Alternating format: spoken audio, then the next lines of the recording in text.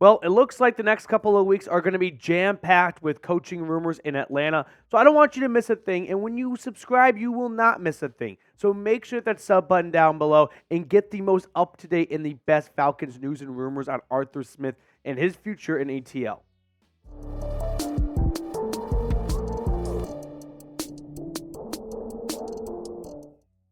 Well, it appears that the other Arthur, the much more richer Arthur Blank, although Arthur Smith is pretty rich too, has joined the chat. He opened up and he talked about Arthur Smith's future and stability and job security in Atlanta because, well, when you lose to the Panthers, who had one win, and your defense did not give up a touchdown, that's going to turn the temperature up on your chair a little bit here.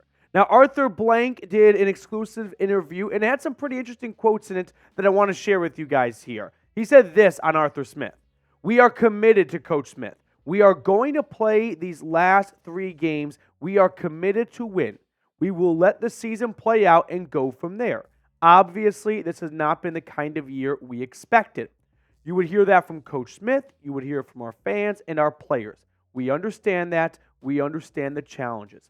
At the end of the year, we will assess where we are and go from there. In fewer words, I'd say the next 3 games are crucial for Arthur Smith. If he can show that he's got control of this locker room and they're going to bounce back from a disastrous, potentially season-ending loss in Carolina and keep everyone focused and on task and they win their next 3, 2 out of their next 3, well, then maybe Arthur Blank goes, hey, I know that we didn't get to 9, 10 wins, and that's what we were sort of shooting for this year, or we were shooting for the playoffs at the very least. But the way you bounce back from that Panthers loss, I'm going to give you another shot, and maybe with a better quarterback who doesn't turn it over in the red zone in the fourth quarter with the lead, well, Atlanta beats the Panthers and we don't have this conversation. So I think that is what it's going to come down to for Arthur Smith. How does he bounce back from that loss in Carolina? I liked Arthur Smith. I still want him to be successful. Like, I like Arthur Smith as a person. I think he's actually a good-ish football coach. Again, I said this on yesterday's show. When Black Monday comes and we know all the coaches that were fired, and you look at all 4, 5, 6, 7 coaches that are probably going to get fired this year, I bet Arthur Smith is the best of all of those coaches right there. But unfortunately, if he does end up losing his job, it's going to be because he could not get consistent quarterback play. And that's not entirely on him, right? He got the end of the Matt Ryan era. Then he has Mariota as a bit of a placeholder. And then he's got Desmond Ridder. And we're not quite sure if he handpicked Mariota and Ridder or if that was Fontenot and Arthur Smith was stuck with those guys, probably a little bit of both. But ultimately, it'll come down to inconsistent quarterback play, which, hey, that's not on Arthur Smith, right? He can't throw the ball himself. He did not fumble it all those times, throw all those picks, but a lot of teams have dealt with bad quarterback play. And the Falcons have done better than a lot of other teams. Like, look at the Jets right now. They've had awful quarterback play, and Atlanta has bested them a few weeks ago in the Meadowlands. But there are also teams like the Browns and the Falcons, the Browns and the Vikings, who have had 4 different starting QBs. And they are all doing much better than Atlanta is right now. So it goes both ways a little bit.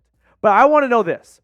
Do you want Arthur Smith to return? Not what you think will happen, but if you were calling the shots, like, do you want to see Arthur Smith back on the sidelines in 2024, or do you want to see this team go a different direction? For all you sickos, we will look at the NFC playoff picture because, yes, Atlanta at 6-8 is not mathematically eliminated. It definitely looks like daunting, but also not that daunting at the same time. Like, on one hand, they look like they're so dead. They've never been deader than dead before. On the other hand, guys, they're 1 game back from the 4 seed. Like, it's kind of weird to be in this weird no man's land where the Falcons are dead. They had their funeral on Sunday. It's over. And on the other hand, we're like, well, technically, they're not really all that dead. Actually, if the Falcons win out, I have a lot of tasks and jobs here at Chat Sports, but I'll be honest here. Like, I spend 90% of my time on the New York Times playoff machine and the ESPN playoff machine. And if the Falcons win out, they've got a 70% chance of making the postseason. Their next 2 games aren't easy. They got the Colts at home. Indy's playing very well lately, but you got them at home. You never quite know. And then you go to Chicago. Not an easy place to play in December, but the Bears aren't all that ferocious. And then you wrap up the season in the Big Easy against the Saints, who I wouldn't say are unbeatable, right? Atlanta took care of business against them a few weeks ago. But when it comes to Atlanta making the playoffs, maybe not making the playoffs, Arthur Blank did also open up about whether or not it was playoffs or bust for Smith this year. No, that was never really a requirement, Blank said. The requirement was we have more of a competitive team this year. I think through part of the season, it's been mixed, quite honestly. That's what I think. And I think that's what Coach would say. Arthur, I'll take it from here, dude. Playoffs were a requirement. Maybe not so much for you that you'd say it out loud, but for this fan base, absolutely. Like going into year 3 with Arthur Smith having the 3 previous drafts have top 10 picks, right? You got number 4 pick Kyle Pitts, and then Drake London and Bijan Robinson. You got top 10 selections at tight end, wide receiver, and running back. Even if the quarterback play is not top 10 in the league, averages quarterback play, which at times Ritter has looked like a pretty average quarterback if you just remove the takeaways, you should be a lot better than what you are right now. Now, I do have some interesting numbers and stats here I want to share with you guys. I think you might get a kick out of this. Since 2000, 11 head coaches have been retained for a 4th season despite missing the playoffs in their first 3 years. So Arthur Smith is trying to make that, if he does not make the playoffs, a 12th head coach since 2000 to get a 4th chance despite not making the playoffs in years 1 through 3. So you're probably asking, what happened to those 11 guys? Let's run through it. Most recently, we had John Gruden. We sort of know why he got fired, so we'll move on from that one. In 2018, Todd Bowles came back for the Jets for a 4th year. They won 4 games that year. For the Jags, Gus Bradley came back for a 4th year. He was fired midseason with 2 wins. Jeff Fisher for the Rams came back. They won 7 games. Philbin for the Dolphins, fired midseason. Jason Garrett came back for the Cowboys, and Dallas won 12 games that year, actually. All right, then we had Dick Duran for the Buffalo Bills, fired midseason. Then you got Romeo Crennel in Cleveland, 4 wins. Then you got Mike Nolan in the Bay Area for the Niners, fired midseason with 2 wins. And then in Houston, it happened twice. The first time was the Texans' first ever head coach, Dom Capers. He came back for year 4, 2 wins. And then Gary Kubiak came back for year 4. They won 9 games, and then the next year they had some more success. So it's a mixed-ish bag for try number 4, but by and large, it is fired midseason or 4 wins, 2 wins, 4 wins. Not a whole lot of success for guys that get the 4th chance, and, well, they don't do much with it. Now, before we get on to the rest of today's show, our sponsor, Game Time, has an awesome deal for Falcons fans I want to share with you guys because they don't want the Dirty Birds to worry when you're buying tickets to your next big event. Game Time is the fast and easy way to buy tickets for all the sports, music, comedy, and theater events near you. If you're trying to catch an upcoming Falcons game, well, maybe not Falcons game, but what about a Braves game? Or what about a Hawks game or something else in the near future? You can do that without breaking the bank. There's nothing better than a spur-of-the-moment boys trip to a game. And with Game Time, you can do that without breaking the bank.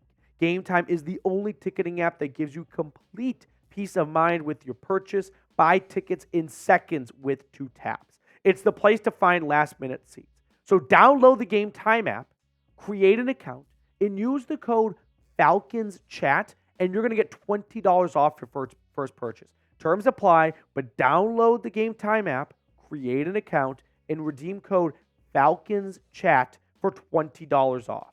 Download Game Time today. Last-minute tickets, lowest price guaranteed. Now, last night we did get an interesting tweet that I thought you guys might be interested in. Josina Anderson, who's pretty well tapped in with the league, put out, I'm told sentiments of dismay are rising around head coach Arthur Smith in Atlanta, particularly after their 9-7 loss to the Panthers, per source, though no definitive decision has been publicly relayed on his tenure. We'll see how it goes. They face Colts, Bears, and Saints next. So I remember a few weeks ago, we got a report from The Athletic that the Falcons are not going to fire Arthur Smith mid-season, and probably not even after this season, unless things really go south. Like I said yesterday on the show, when you lose to the Panthers, that's kind of the moment you can point to where you can say, that's when shit hit the fan. So I think for Arthur Smith and his decision to move on or move back to Taylor Heineke, a third quarterback change in like 7 weeks. It comes down to who do you trust more? Like if I'm Arthur Smith right now, it definitely shows a little bit of panicky going from Ritter to Heineke to Ritter to Heineke. But you got to pick one guy that you think is going to do the best over the next 3 weeks because you are now coaching for your job. And so if I'm Arthur Smith, do you want to put all your trust in Desmond Ritter?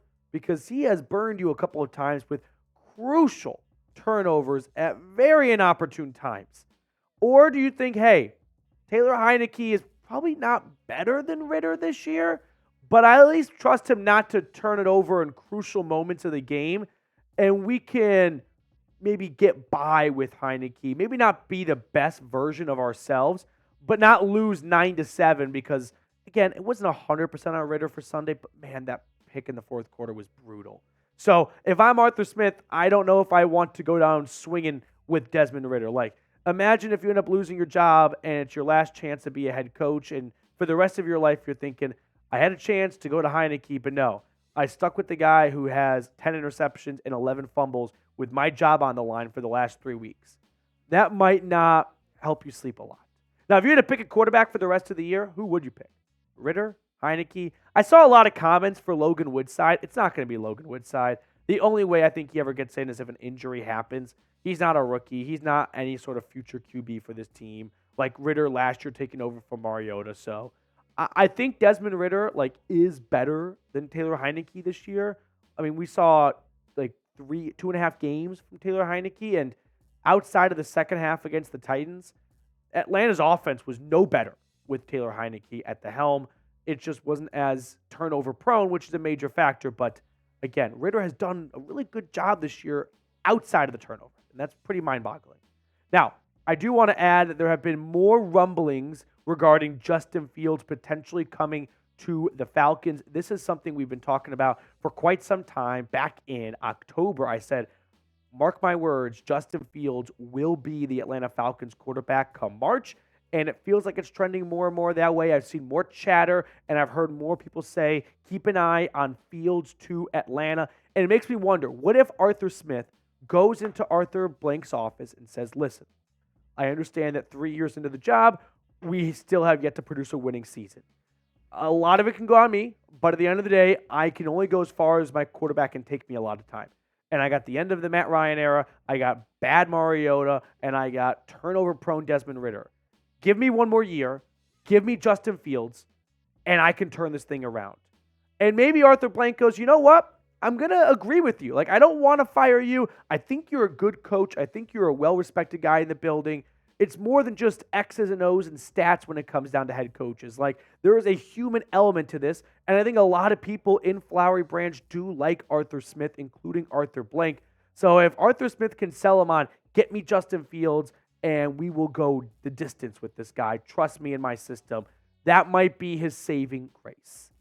Quick roster news to hit on here before I let you guys get on out of here. Tommy Togiai was added to the Falcons' active 53-man roster. Atlanta picked him off of the Browns practice squad. He's a former fourth-round pick out of Ohio State. He's got 18 career games under his belt, a few starts, 29 tackles, 1 sack. And so this is an updated look at the depth chart. Contavious Street is dealing with a pec injury. Atlanta's defensive line the last couple of weeks has been decimated, right? You lost Grady Jarrett a few weeks ago in Tennessee, and Onyemata's been in and out a little bit. You've got Calais Campbell, but he's a little up there in the age column. It's hard to get really good hard play out of him for all 4 quarters if he's playing a lot of snaps. So Togiai comes over. I'm not quite sure if we're really going to see a whole lot of him, but that's just something to keep an eye on. All right. I also want to share an interesting nugget with you guys to, maybe boost morale a little bit because everyone's doom and gloom in ATL. So Jesse Bates has been phenomenal this year. 5 interceptions, 3 forced fumbles. If he gets one more takeaway, whether it's a pick or a forced fumble, that will give him 9 on the season, and that will be a combined Atlanta Falcons record for interceptions and forced fumbles. DeMonte Casey is tied with Bates for 8 right now, when Casey had 7 picks and 1 forced fumble. But one more takeaway for Jesse Bates, and he's going to be a Falcons single-season holder for takeaways in a year, and this signing is just looking better and better by the game. That's going to do it for us on this edition of Falcons Today. Appreciate you tuning in. I hope you guys have a good rest of your day, and we will see you all later.